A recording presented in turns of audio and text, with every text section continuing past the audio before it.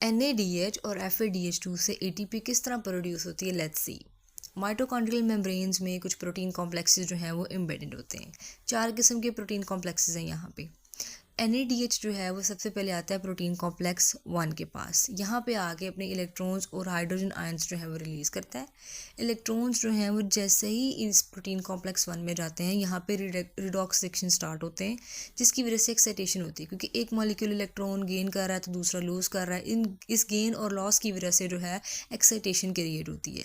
Excitation की वजह से क्या होता है कि जो नीचे प्रोटॉन्स होते हैं, हाइड्रोजन आयंस होते हैं ना, वो मूव करते हैं, वो पम्प्ड होते हैं इनटू द माइटोकॉन्ड्रियल स्पेस। फिर FADH2 जो है वो इस प्रोटीन कॉम्प्लेक्स 2 के पास आते हैं। यहाँ पे आके इलेक्ट्रॉन्स और अपने हाइड्रोजन आयंस जो है वो रिलीज करते हैं। इलेक्ट्रॉन्स फिर एंटर होते हैं इस कॉम्प्लेक्स में और यहाँ एक्साइटेशन क्रिएट करते हैं। लेकिन यहाँ पे पंपिंग ऑफ प्रोटॉन्स जो है वो नहीं होती, मतलब कि हाइड्रोजन आयंस जो है वो फिर इंटरमेम्ब्रेन स्पेस में जो है वो मूव नहीं करते। ठीक हो गया है, वो नीचे ही रहते हैं हाइड्रोजन आयंस।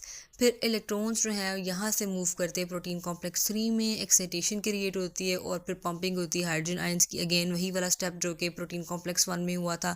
फिर इलेक्ट्रॉन्स यहाँ से मूव करते हैं साइटोक्रोम C में। साइटोक्रोम C से ये मूव करते हैं प्रोटीन कॉम्प्लेक्स 4 में। और फाइनली फिर कोई इन इलेक्ट्रॉन्स को एक्सेप्ट करता है, वो है ऑक्सीजन। फिर इलेक्ट्रॉन्स जो है वो यहाँ जाते हैं फाइनल इलेक्ट्रॉन एक्सेप्टर ऑक्सीजन के पास। और यहाँ ऑक्सीजन जो है वो फिर क्या करता है, वाटर मॉलिक्यूल जो है वो क्रिएट करता है हाइड्रोजन आयंस के साथ मिलके। सो बाय प्रोडक्ट वाटर मॉलिक्यूल जो है वो रिलीज हो गया। फिर अब ऊपर जो है ना, ऊपर जो इंटरमेम्ब्रेन स्पेस होती है, वहाँ पे हाइड्रोजन आयंस की कॉन्सेंट्रेशन बहुत ज़्यादा हो जाती है और नीचे जो है वो थोड़ी होती है, जिसकी वजह से एक ग्रेडियंट जो है वो क्रिएट होता है। और जाहिर सी बात है, ग्रेडियंट तभी क्रिएट होता है जब एक जगह किसी चीज़ की कॉन्सेंट्रेशन ज़्यादा हो और दूसरी तरफ लो हो। तो ये ग्रेडियंट जो है ना क्रिएट हो जाता है यहाँ पे। तो फिर क्या होता है कि जो हाइड्रोजन आयंस होते हैं ना, वो यहाँ पे होता है ATP सिंथेस, वहाँ से फिर मूव करते हैं।